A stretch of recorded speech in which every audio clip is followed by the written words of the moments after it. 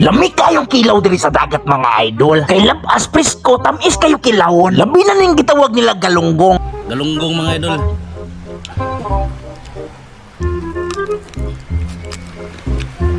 Ah, kuto-kuto lang agis bukog mo ni Cristebe. Paminaw lang diya ing kupisot.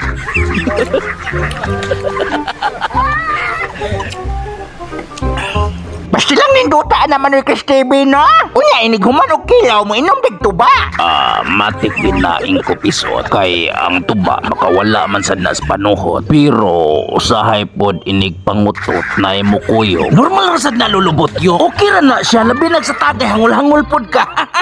Ning tungura ang ulo ato ning kilawon. Kay ingon sila ngilngig pod ni ba? Paggamay-gamay lang ning isda pero utok purting dako Unya inig kahuman sa suka mo higupod ta. Purting ayusa. Unya kay ang galunggong nahurot naman ato kilaw. Walay nagang istorya ang tuba kuhaon ta. Kay sa baso ato na ning tagayon ba? Lami baya kayo ning tuba kay si Bayramon may nipili ba? Sa kalihukan purti kining swituha. Si Bayramon sa bata pag ipeskwela man ni sa swito school sa iyang mama. Sa tanang butang sa kalibutan makaibaw ra siya. Labi nagtagay ang hisgutan mao na expert niya. Graduate naman ni siya sa masteral karon nagdoktoral na ni siya.